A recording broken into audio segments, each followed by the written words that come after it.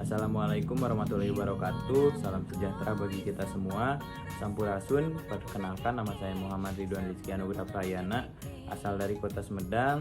Saat ini saya berkuliah di Telkom University dengan program studi S1 Teknik Elektro. Halo, perkenalkan nama saya Hendrikus Valentino Naryari dari kelas EL 4505 Fakultas Teknik Elektro Telkom University. Asal saya dari Kota Merauke di Provinsi Papua dan saya beragama Katolik. Assalamualaikum warahmatullahi wabarakatuh. Sampurasun. Perkenalkan, nama saya Muhammad Zamzam Nurdiansyah. Nama panggilan saya Zamzam. Saya dari jurusan S1 Teknik Elektro. Saya kuliah di Telkom University. Saya berasal dari Bandung.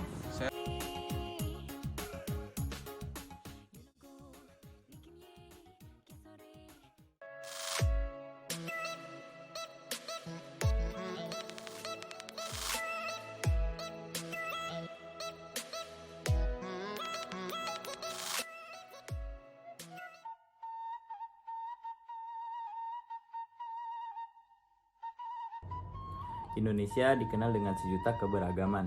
Keberagaman adalah dimensi apapun yang dapat digunakan untuk membedakan kelompok dan orang satu sama lain. Singkatnya, ini tentang memberdayakan orang dengan menghormati dan menghargai apa yang membuat mereka berbeda, seperti usia, jenis kelamin, budaya, etnis, agama, dan lain-lain, yang dimulai dari kemampuan dalam penyesuaian diri. Keberagaman yang ada telah menjadi simbol persatuan dan dikemas dalam bingkai Bhinneka Tunggal Ika. Oleh karena itu, kita harus menjaganya agar tetap utuh dan harmonis. Namun belakangan ini Indonesia kerap mengalami krisis toleransi. Perbedaan yang ada justru menimbulkan perpecahan. Padahal perbedaan itu sendirilah yang seharusnya membuat Indonesia menjadi indah. Karena sebagai warga negara yang baik, kita harus tetap menjaga persatuan dan kesatuan dengan menganut paham toleransi. Jangan sampai Indonesia terpecah belah akibat isu-isu negatif. Ingat kata pepatah, bersatu kita teguh, bercerai kita runtuh. Ada beberapa bentuk keberagaman di Indonesia, mulai dari keberagaman suku, agama, keberagaman ras, dan juga keberagaman anggota golongan. Pertama, keberagaman suku. Indonesia adalah negara kepulauan. Dari geografis yang berbeda-beda tersebut, Indonesia memiliki banyak sekali suku. Suku bangsa atau yang disebut juga etnik dapat diartikan sebagai pengelompokan atau penggolongan orang-orang yang memiliki satu keturunan. Selain itu, kelompok suku bangsa ditandai dengan adanya kesamaan budaya, bahasa, agama, perilaku, atau ciri-ciri biologis yang dimiliki. Setiap suku bangsa mempunyai ciri atau karakter tersendiri, baik dalam aspek sosial maupun budaya. Indonesia memiliki lebih dari 300 kelompok suku, lebih tepatnya 1340 suku yang ada di Indonesia.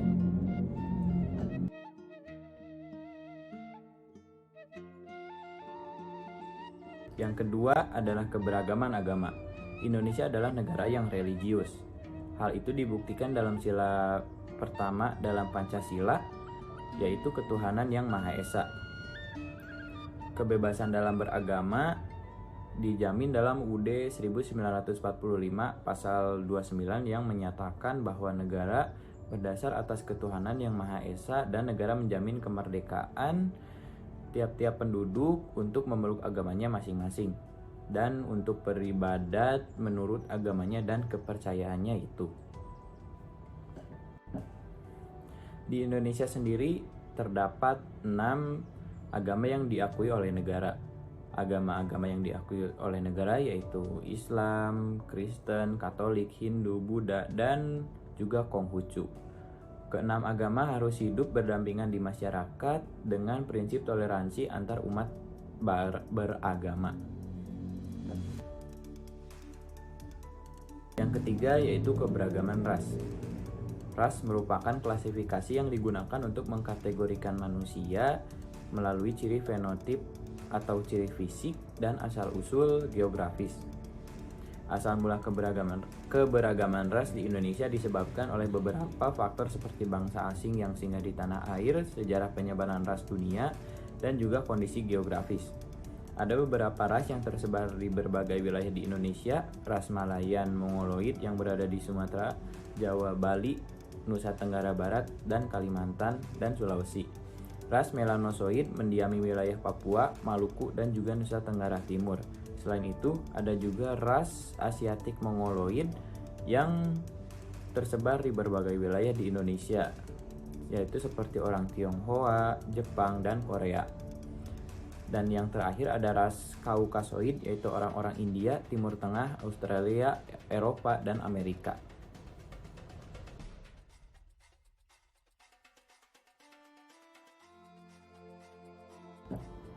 Dan yang terakhir, keberagaman anggota golongan dalam masyarakat multikultural. Keberagaman golongan bisa terjadi secara vertikal dan horizontal. Untuk vertikal, terdapat hierarki lapisan atas dan lapisan bawah yang cukup tajam. Contohnya seperti status sosial, pendidikan, jabatan, dan sebagainya. Secara horizontal, biasanya anggota golongan setara dan tidak ada hierarki. Namun, hal ini mengakibatkan banyak yang merasa anggota golongannya paling benar sehingga merendahkan anggota golongan yang lainnya. Contohnya adalah agama, idealisme, adat istiadat, dan sebagainya. Dengan adanya keberagaman Indonesia, maka tiap suku daerah mempunyai keberagamannya masing-masing.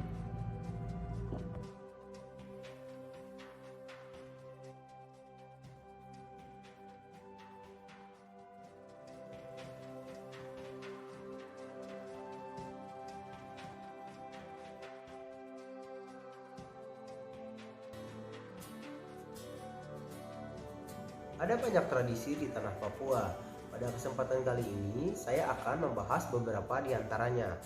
Tradisi yang pertama yaitu tradisi bakar batu.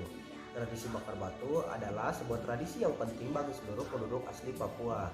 Tradisi bakar batu bermakna sebagai bentuk rasa syukur dan ajang silaturahmi bagi warga sekampung. Acara bakar batu biasanya diadakan pada saat ada kelahiran, perkawinan adat, penobatan kepala suku, dan pengumpulan prajurit perang. Tradisi bakar batu biasanya dilakukan oleh suku asli Papua yang tinggal di pedalaman, seperti di Lembah Baliem, di Paniai, Pegunungan Bintang, dan lain-lain. Nama dari pesta adat ini berbeda-beda di setiap daerahnya. Di suku Paniai, tradisi bakar batu disebut dengan Dapia, di Wamena disebut dengan Omba Isogoa, sedangkan di Jayawijaya disebut dengan Barapen. Kedua, tradisi potong jari. Tradisi potong jari adalah tradisi yang dilakukan oleh suku Dani di Papua. Suku Dani adalah suku yang mendiami Lembah Baliem. Tradisi potong jari pada suku Dani sudah ada sejak zaman dahulu dan masih dilaksanakan hingga sekarang. Tradisi potong jari menyimbolkan suatu kerukunan, kesatuan, dan kekuatan yang berasal dari diri seorang manusia maupun di dalam keluarga. Keluarga adalah tumpuan paling berharga yang dimiliki oleh seorang manusia. Jari dipercaya menyimbolkan keberadaan dan fungsi dari sebuah keluarga itu. Sehingga tradisi potong jari dilakukan ketika seorang kehilangan salah satu anggota keluarga atau sanak saudara seperti suami, istri, anak, adik, dan kakak untuk selama-lamanya. Yang ketiga, tradisi tanam sasi. Tradisi tanam sasi adalah salah satu tradisi yang dilakukan oleh orang-orang yang tinggal di daerah timur Indonesia, seperti di Maluku dan Papua. Sasi adalah tradisi yang biasanya dilakukan untuk menjaga sumber daya alam. Sasi juga dikenal sebagai cara pengolahan sumber daya alam di desa-desa pesisir Papua. Sampai sekarang, upacara tanam sasi masih sering dilakukan. Jika Anda ke daerah timur, maka Anda bisa melihat beberapa pohon ditandai dengan tulisan sasi, yang artinya Anda tidak diperbolehkan mengambil apapun yang ada di sekitar tulisan tersebut. Tradisi terakhir yang akan dibahas yaitu tradisi Mansorandak. Mansorandak adalah tradisi khas masyarakat suku Biak di Teluk Bereri dan Manokwari, Papua Barat. Tradisi Mansorandak biasanya diadakan ketika salah satu anggota keluarga kembali pulang dari tanah perantauan. Tradisi ini sendiri merupakan bentuk rasa syukur atas kembalinya sanak saudara dalam keadaan sehat dan selamat dari perantauan, serta berkumpul kembali bersama keluarga. Mansorandak disebut juga dengan tradisi injak piring. Anggota keluarga yang baru pulang dari perantauan dimandikan menggunakan air kembang yang disimpan di dalam piring adat besar setelah disambut oleh keluarga. Pemandian ini bertujuan untuk menghilangkan roh-roh jahat yang mungkin menempel pada tubuh perantau dari tempat sebelumnya. Setelahnya, sang perantau dibawa ke dalam sebuah ruangan khusus bersama dengan seluruh anggota keluarga besarnya. Dalam ruangan tersebut, sang perantau harus mengitari 9 piring adat sebanyak 9 kali. Angka 9 melambangkan sejumlah marga suku Doreri di Manokwari. Kemudian tradisi atau kebudayaan yang berasal dari suku Sunda yaitu etos budaya Sunda. Etos dan watak budaya Sunda telah diterapkan sejak zaman Salakanagara. Dalam bahasa Sunda itu sendiri, Salakanagara adalah kerajaan Perak, kerajaan Sunda tertua di Nusantara. Melalui etos dan watak yang telah berlangsung lama itu, masyarakat Sunda menjadi sejahtera dan makmur selama kurang lebih 1000 tahun lamanya. Etos dan watak budaya Sunda yang telah diterapkan sejak lamanya diantaranya yang pertama ada cager. Cager berarti sehat, yang mana dalam hal ini ialah sehat baik secara jasmani maupun rohani, sehat moralnya, sehat pikirannya, dan sehat memiliki pendirian. Yang kedua ada bager. Bager berarti baik, baik yang mana baik antar sesama, adil dalam memberikan bantuan seperti bantuan dalam moral, baik pikiran dan materi. Untuk yang ketiga yaitu benar. Benar berarti benar atau tidak berbohong, yang mana dalam hal ini tidak sembarangan dalam melakukan pekerjaan, suatu amanat, lurus, dan baik dalam menjalankan agama, melatih dan memimpin dengan baik. Untuk yang keempat, singer. Singer berarti wawas diri, teliti atau cermat dalam bekerja, memprioritaskan orang lain terlebih dahulu sebelum diri sendiri, menghormati pendapat atau gagasan orang lain, penuh dengan rasa kasih sayang, tidak mudah tersinggung dan marah apabila dikritik, akan tetapi menerima dengan lapang dada. Untuk yang selanjutnya adalah pinter.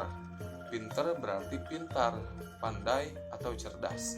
Hal ini berarti mengerti dalam hal yaitu agama hingga ke akar-akarnya, dapat beradaptasi antar sesama maupun menyelesaikan permasalahan dengan cakap dan bijaksana.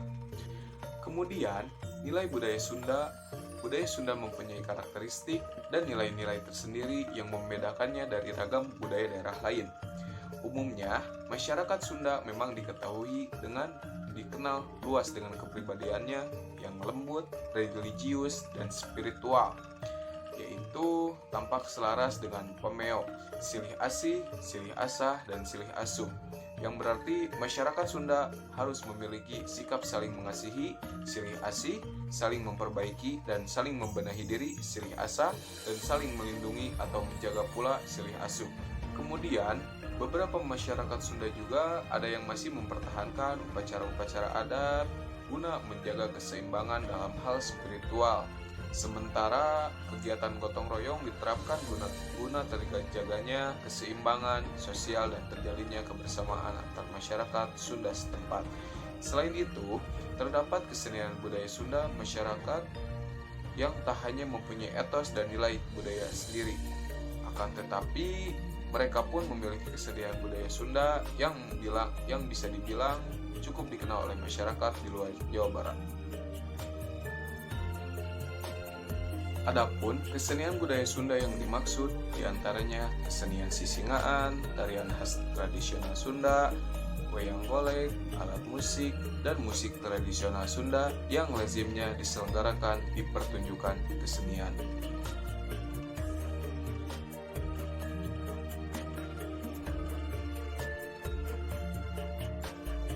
Meskipun Indonesia adalah negara yang kaya akan perbedaan dan keberagaman, hal tersebut membuat Indonesia rentan terpecah belah akibat perbedaan yang ada. Perpecahan di masyarakat bisa memicu konflik yang menimbulkan kerugian banyak pihak.